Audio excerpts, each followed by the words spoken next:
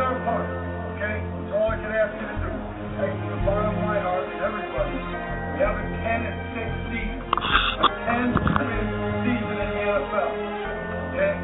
They can kiss my ass, okay? They can line up and kiss my ass. It's not an easy thing to do. What's up, Big Blue Nation? Welcome to the Shakedown, show for the fans, by the fans. I'm your host, Shakes, and got my boys, Brody and J-Rock. 929-477-2686, that's the number to call in.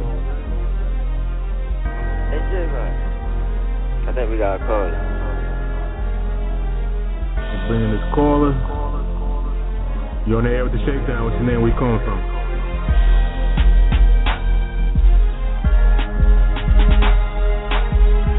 Now listening to the Shakedown. The show will be with you in a moment. We appreciate your patience. 929-477-2686, that's the number to call in.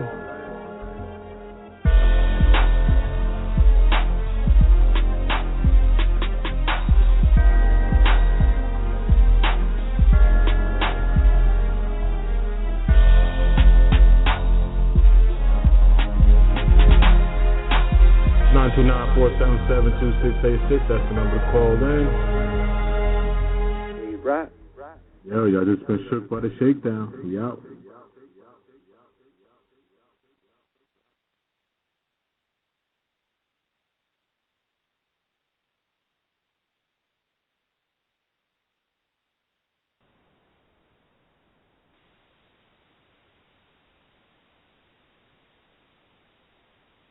All right. What's up, Big Blue Nation?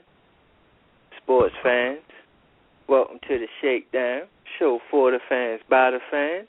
I'm your host, Shakes, and I got my boys, it's The Rock and Black Freezy with me. All right, what's going on, Giants Nation? Sports fans around the world.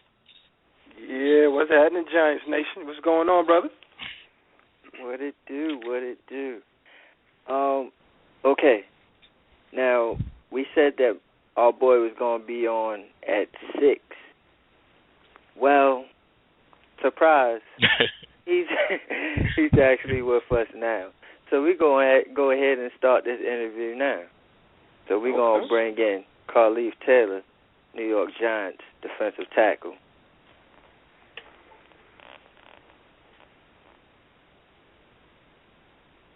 Put him on, bro. How you doing, Carlif, man? Hey, what's going on, Carlif? Fellas, man? First and foremost, man, I just want to thank you guys for having me on here. And you already know what's going on, man. It's about the G-Men drop for 5. Already. Starting off right. Love it. All right. We appreciate that, man. Appreciate you, brother. No and problem. Can I take this real quick to say I've been big upping you for this whole week or whatever, saying you 6'8" and everything. I'm gonna just put it out there. 6'2", 315 pounds. But yeah, I mean, I was big upping you. So there you go, bro. Thank you, man. I appreciate the love, brother. No doubt. All right, ahead, on you. Yeah, we're gonna start off. I'm gonna introduce everybody, and then we're gonna start asking you some questions. All right. All right, no problem. All right, we got myself, J-Rock, co-host, producer. You got Black Friday. What's going on, brother? And we got the host, Shakes. What's going on, man? Okay. What's good, fellas? Same. All right, and we, again, we appreciate you coming on the Shakedown, man. We support the Giants, brother. All day, every day. Yes, sir. That's what it is. That's exactly what it is. That's what's up. All right. I guess, go ahead, Shakes. You can start off. Okay, I can start it off. Cool. All right. Well, my first question, and I'm going to say it first, just because my man said it, but I want to say it as well. Appreciate you coming on the show, brother. We really do. My first question for you is, what area in your game you think you must get better at, if it's anything? I would definitely say the pass. I mean, run stopping comes naturally for me, but man, being a pass rusher, I mean, the game changes every year, and depending on who you play, some guards playing style is different, some centers playing style is different, and then sometimes you might have to be containing if you're on the outside with offensive tackles, and me being 6'2", and sometimes I might have to go up against guys 6'8". There's numerous ways I gotta always find out different strategies. I mean, it's like Mike Tyson fighting somebody with long arms. You just got to find a way to get through. So that's why, like, with finding a pass rush or something, I feel like it's automatic. That's the first thing on my list every year. Okay. Good answer. And if I can follow up real quick, why do you believe you went undrafted? I mean, I'm not really sure about that. I mean, it all depends on scheme. I mean, the draft, they kind of go out its way. You got dudes from FSU getting drafted 7th round, and there's other people who really don't know it, and there's people who had bad resumes and stuff who came in with a little bit of dirt or came in with some kind of things. But with the draft, you never really know. That's why you really supposed to just keep level-headed within that situation. If you got good people in your corner, they always tell you to keep an even head.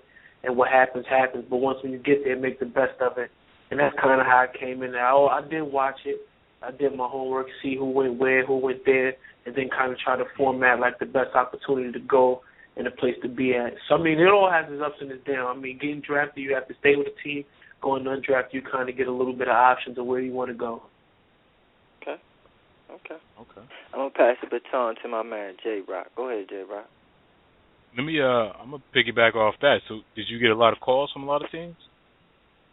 I spoke to 3 teams. Well, I wouldn't say necessarily a lot of calls, but during the draft process, I spoke to all 32 teams in some kind of manner. But when it was time to choose, and I was choosing between 3 teams, and the Giants were one of them. Okay. I'm gonna throw something at you real quick. I'm gonna give you 3 names.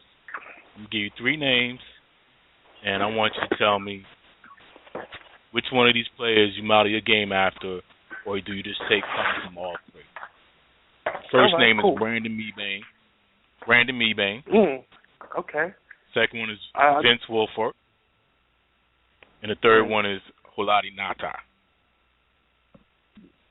That's damn near. I mean, if you add Phil Taylor, that's like my top 4, top 5 right there. I mean, those are all dudes that I watch, and like when I came to training, those were numbers I was trying to match or just kind of flows, depending on, because I played 2 years out of my 4 years of college. 2 years was 3-4, 2 years was 4-3. So like those were the dudes I was watching when it came to 4-3. It was Brandon Meebane and kind of like Phil Taylor in a sense. And then when it was 3-4, it was Vince Wilfork and Holadi Nata. So it's funny that you said that because that was spot on. It can't get any more accurate than that. Seriously. Okay, all right. Libby, all right, I'm going to ask you one more question. I'm going to pass it off to Black. Who is your favorite NFL player and your favorite NFL team? Out of all time? Yeah. I would say Lawrence Taylor, no relation. And then you already know what's coming up after that. Your favorite team is the Giants, then? Yeah. Okay. Alrighty. So you excited that you get a chance to play for a roster spot on your favorite team? I mean, I'm from New York. I'm playing for New York. Like, what's the chances, man? It's like a 1 in a million chance. So just being excited it's like an understatement. It's like an undertone to how I really feel. Okay. Kind of like a dream come true. Mm-hmm. Yeah, I mean, it ain't a dream anymore. It's kind of like reality. So I wake up every day just trying to get after it. Okay. All right, go ahead, Black. Yes. All right. Speaking of, you said you're from New York. What part of New York you from, bro? I'm from Harlem. All right. Harlem all day. You got Queens in the building, Brooklyn, and Jersey. Okay. Shout out to Queens, shout out to Brooklyn, shout out to Jersey, man. That's what's up. Yeah. coming up as a young dude in New York City watching football, what high school did you play for? I played for a high school called Cardinal Hayes High School from the Bronx. It's a Catholic school. All right. And did you play defensive tackle there, or defensive end, or were you on offense? What you play? What was your position? I mean, I only played like 1 year of high school, so they pretty much had me doing defensive tackle, like right guard kind of thing. But I just told them like I wanted to hit people, so like offense really wasn't my fix, and then they just kept me at defensive tackle. Okay, all right. I read a little interview you did with a sports show. I'm not gonna actually put them out there because they're not plugging us with no funds like that. So, but one of the situations is that you kind of mentioned that you some scouts pretty much modeled your game after the young fella from USC that was drafted by the Jets, Leonard Williams. Yeah. So what part of your game do you think is pretty similar to his? I would say the motor, when it comes to motor and just natural, just the innate ability just to get things done. Like that guy, he pretty much is like an even round dude all around, and I kind of could cover up like all aspects like him and his versatility. Like I said, playing from a 3-4 to a 4-3, 2 years straight at the collegiate level, you're everywhere. You're basically everywhere on the line at some point. So your IQ and your versatility has to be up, and that's kind of like some things that me and him do like, because he was also a DN and played a D tackle at the same time. So I guess a lot of scouts seen that and kind of took hold of that. Okay. One more question right quick, and I'll send it back around. So as far as playing in both of those schemes, the 34 and the 43. So you pretty much played from zero, to from the rooter to the tutor. Which one of those positions on the line were you the most comfortable at?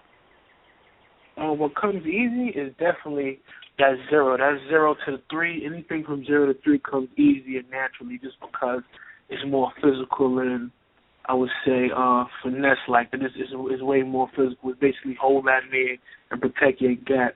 When you start coming the further you go away, you have a little more responsibilities and you're limited to a little bit of the space, unless if you're a DN. So I would say what's most comfortable for me is that 0, 1, 2, 3 shade. Nice. Cool. All right. I wanted to ask you, which Giant player gave you some valuable tips so far? Man, shout outs to Robert A.S. Jr., starting DN. He was kind of like, everybody goes through it, and that's just like football. It's a brotherhood. So, coming in as a rookie, man, it's going to be hard for you, and especially coming out as a tryout dude. If you ain't drafted this season, it's even more hard. So, but he was a person that just seen me, and I guess we just picked up on vibes, and he know I want to learn, I'm ready to work, and he was just always just in my ear like, look, man, this is things you got to be on if you want to make this team do this, do that. And I mean, that's the kind of person that I like. I would consider a mentor, and like I look out for him just as much any way I can. But that's one of the first dudes that I was able to speak to coming here that wasn't like immediately on his like just I don't know how I could describe it, but just being like a vet and how that brotherhood thing goes with the rookies. He's the first person to just be real humble, down to earth, and just speak to me, man to man, and just basically just gave me the tools to succeed in here. So kind of a mentorship role. Yeah. Okay. All right. My next question for you is, what is it that you learned from a coach that you will always carry with you throughout your career?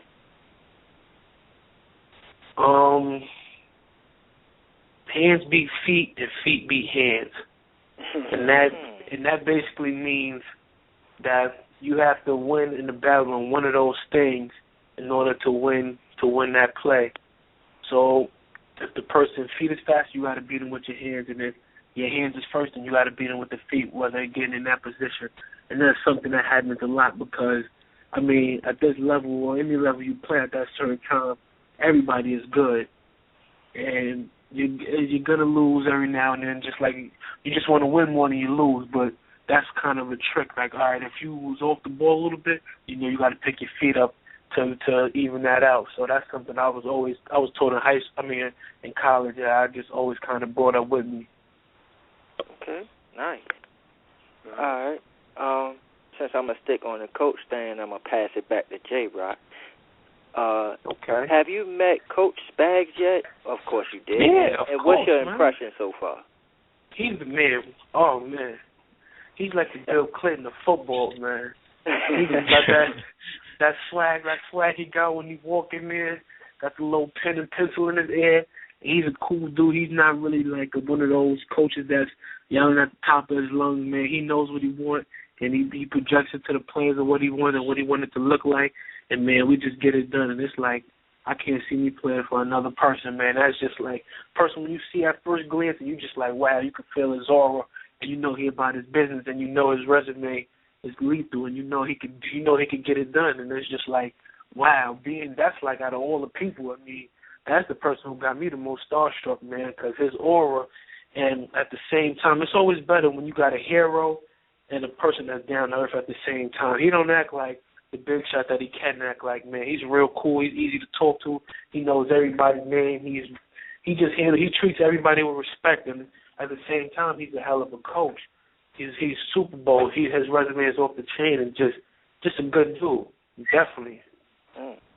I'm a big Spags guy, and I'm glad you said that, man. For all the Spags haters out there that was knocking me when I was going for my man Spags would be the next defensive coordinator. Okay. But I'm going to pass it back to J-Rock, though. Go ahead, J. All right. What quarterback would you like to sack first in the NFL?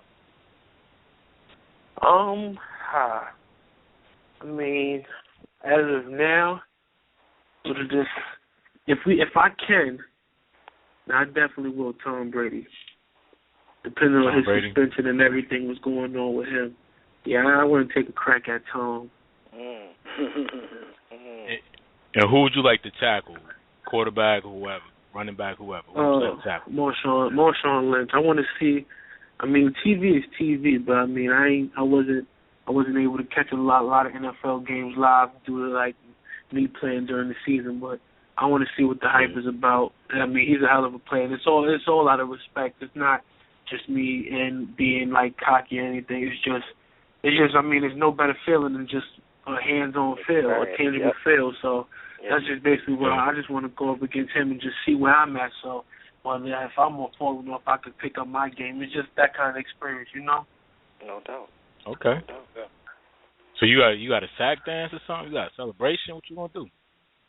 I mean, I don't know. It's a lot of things I got in my mind right now, but I might take it back because, I mean, growing up, I used to dance. I mean, if y'all do this from Queens or from Brooklyn, I know y'all know a little bit about getting light.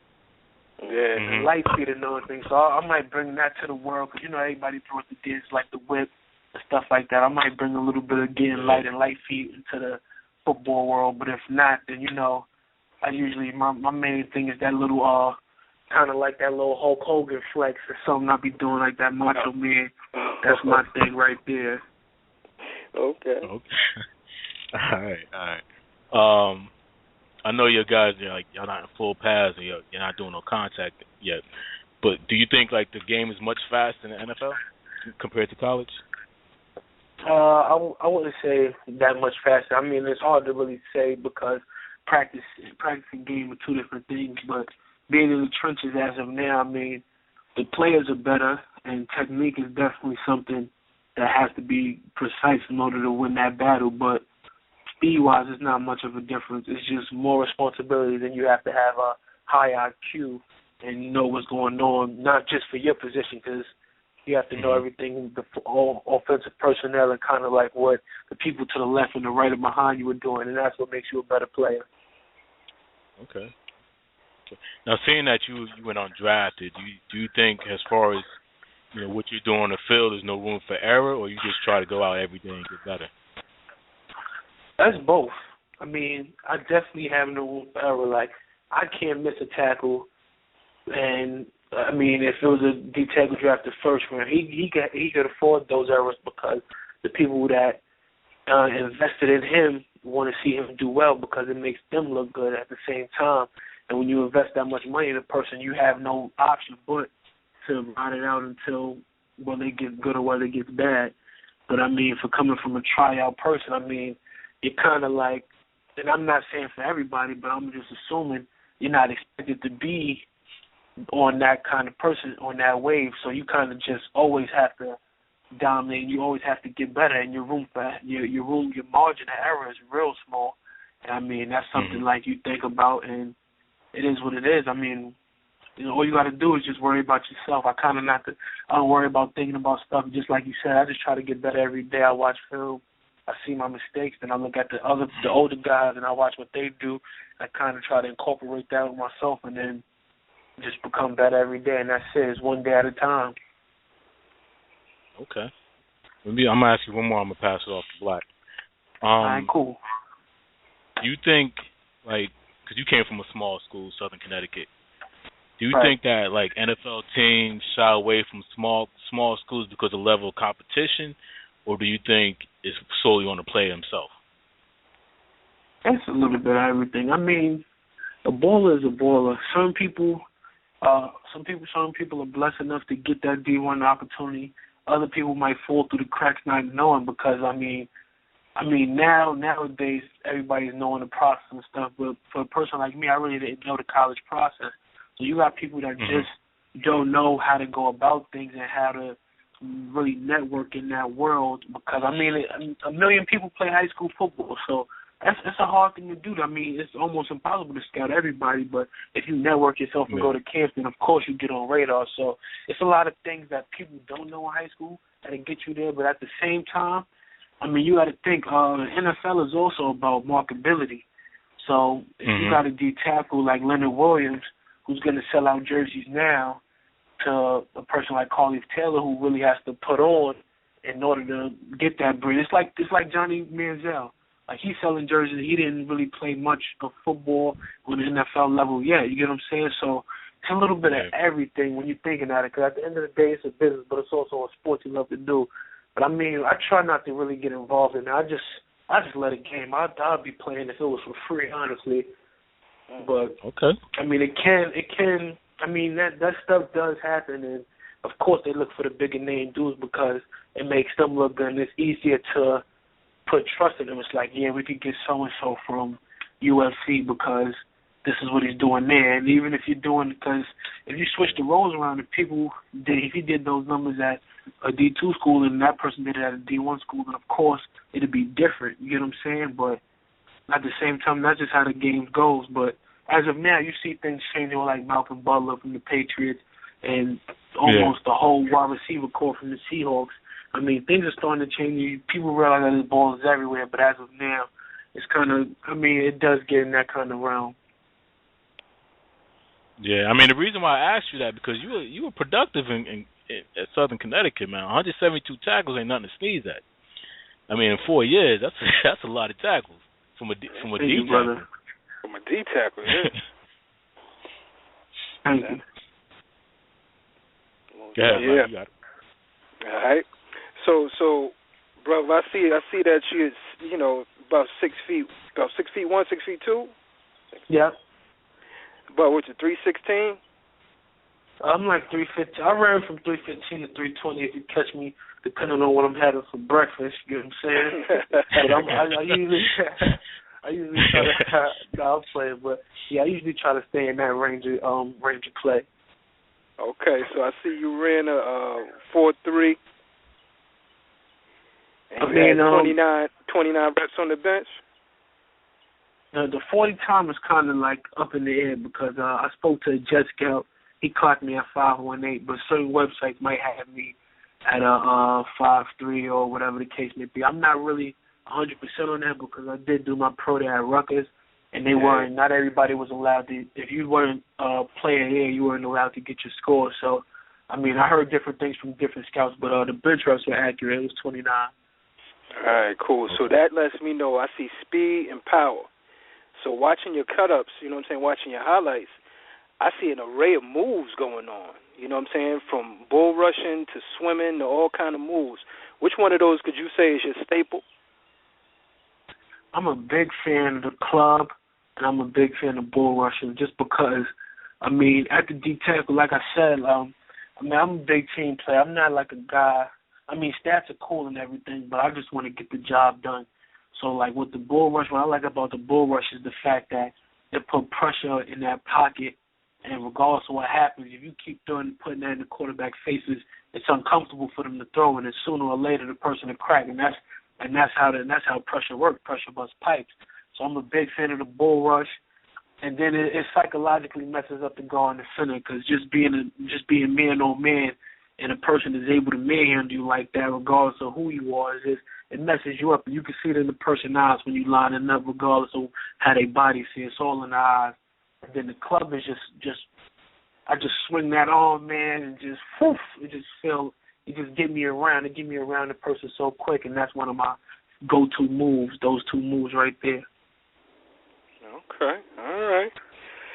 So basically sitting there playing in the trenches, playing in the dirt, doing all the hard work, at the line of scrimmage. Could you say that you are quick off of the ball, or you're more of a read and react kind of guy, like you wait for contact, or you are already trying to smash off? I mean, depending on what I got going. I mean, this year, for my college at Southern, we had an Okie defense, which was basically the exact same defense that the Eagles run, and it was a reaction defense. So basically, I had to mirror the center, and if the ball came to me, I shed it, and I basically played both gaps, but it was a mirror thing. I couldn't attack, and I basically couldn't choose a gap. I had to see whether it was a pass or whether it was a zone first. So I mean, and like I said, man, I'm real versatile. So depending on the defense, is depending on how I play. And I could feel myself just going straight at it, basically kind of just doing what I got to do, because each position you just give it what you have to do, and you're just playing your keys. So it's kind of, I would almost say it's almost like a reaction thing. You play your keys, but you're attacking first. Okay. All right, the little bio I'm reading on, you also said you were a team captain, correct? Yep. All right, so being a team captain, what actually, what did you think, how do you think that the team responded, to your leadership? Was it a positive thing? Was it a juxtapose? You had to prove it first, or is this just a natural thing for you? I mean, that was something like, I'm really like, they came, they threw it at us, and usually like with certain colleges, like three to four captains and stuff, they just elected me to, there was only one captain for Southern for this year, and like it was just like, wow, it was a real blessing, because I consider a lot of the guys there, not even seniors, some juniors, like to be good leaders on the team. And I mean, there was nothing but love. Like, people always wanted the best for me there, and that's why I love that place. So everybody was just happy for me to be the warrior in chief at that time, just to lead everybody to battle every game. So I got real good responses from them, and everybody kind of cooperated for the most part. All right. You got it, Shakes. All right. That's the last few questions for you, and we're going to let you go. We know we had you for a little while, man. We appreciate that. No problem. Thanks again, man. No, man. Thank you. Sure. One of my first questions is, who stands out the most out of your fellow rookie teammates? That's hard to say. I mean, that's really hard to say. I mean, I don't know. When it comes to standing out, size-wise, I would definitely say Eric, the first round pick. He's just a big dude. But I mean, everybody. I feel like the way Giants, the way we carry ourselves is just like everybody just have that same level of respect. So when people play, you just play as a team. Like, it's so gelled and it's so intertwined that you kind of really don't see people standing out. And that even goes to Eli. Like, you get what I'm saying? Like, it could be from Eli to John Beason. Like, everybody that's playing, it's just kind of a unit thing. You really don't be like, wow, like, look at him, like, saving the play or doing this and doing that. It's kind of just a unity kind of thing. Okay. The chemistry is just off the chain. What about Marcus Coon? Oh, Marcus, he's cool. He's cool. Yeah, Marcus is cool. Don't even touch that subject, man. Yeah. Yeah, we don't got no hate in our heart for the young man, but we just dislike his play. Okay, all right. I mean, to each his own. Mm-hmm. Each his own. Mm-hmm. Please tear it up and get. I got you, brother. For me. Definitely need you, my brother. We need you. We need you. I got you, brother. I got you. All right. My next question for you, since you brought up Eric Flowers, how does Eric Flowers look, and do you think it will be easy for him to translate his skills to the next level? I mean, Eric Flowers is a good dude. I mean, he was one of the first dudes I met at the rookie minicamp, and he's not that kind. He's not the typical first round pick like the guys you usually see first rounders. They have that ego with the big chest and the big chin is up and everything. He just carries himself like a regular player. No, the way he carries himself is so different is that when I first met him, I didn't even know who he was until he really introduced himself and let me know his background. And that's kind of cool what you like. And he wants to get better. One thing I like about him is like, I mean, you see a lot of people that make it here and they're really content where they at without even playing it down or a snap. People are just happy to be, oh man, I'm an NFL player, I'm a professional athlete and stuff. And I mean, you usually get that out of small school guys who have chips on their shoulders.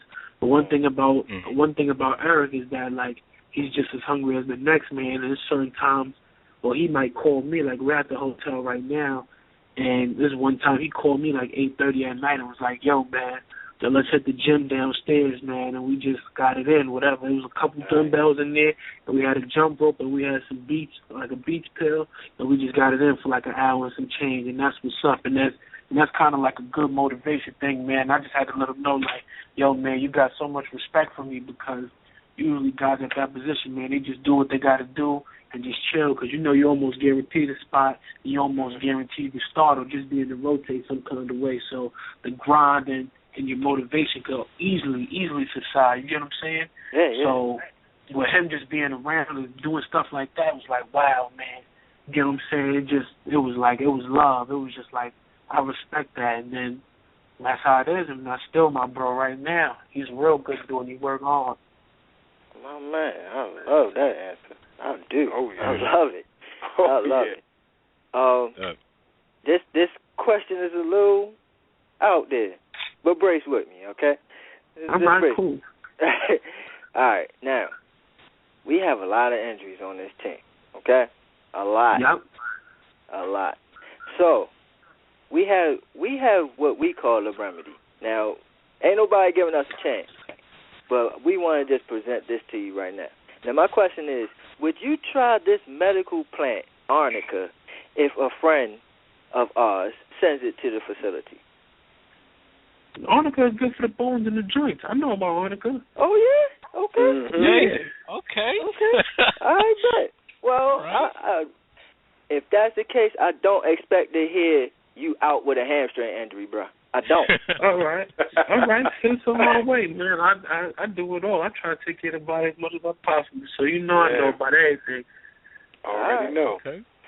All right. My last question for you is kind of a 3-part question, and then I'm going to let you go, man.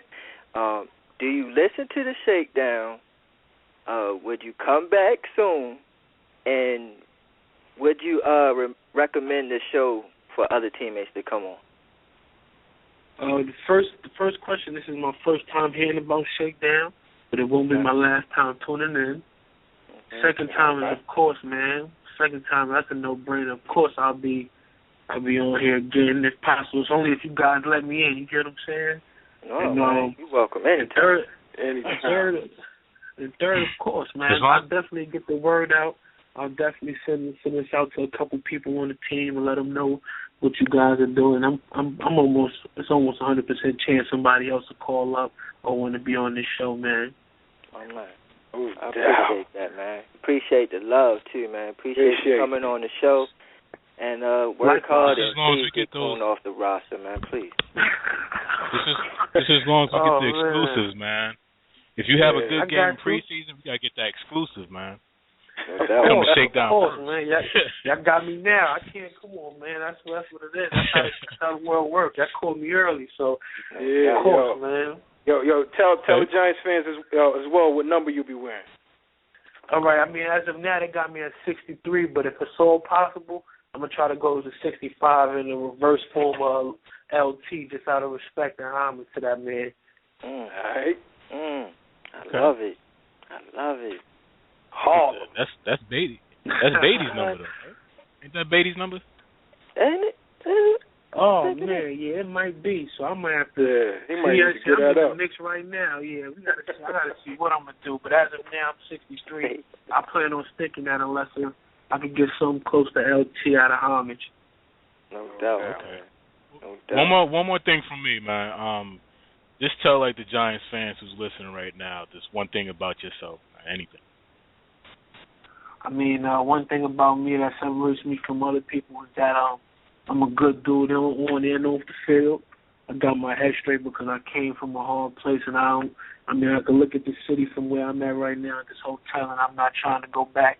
You just got somebody that's going to give you 1,000% on and off the field, and I'm big on helping the community, man, and I'm big on giving back. So if it's any kind of events or any kind of things to show up, like, please contact me. I'll do it for free. This is something I want to do, and now that I'm blessed with this opportunity and with the power and influence, that's all I'm about. Oh, man. Okay. Oh, man, I'm rooting for So you. Are you cool with Jay Bromley? Yeah, Jay the homie, that's cool. Oh, he's not the deal on me. I got to be cool with him. Oh, tell Bromley we said what's up, man. We need to come back on the show. Yeah. All right. Got you. No. I got you. No doubt, right. man. Yep. We appreciate you coming on, man. Appreciate you, man. Peace, man. Peace. Thanks again, man. Peace. All right. Thank you. All right. Peace. Much love, brothers. Same here.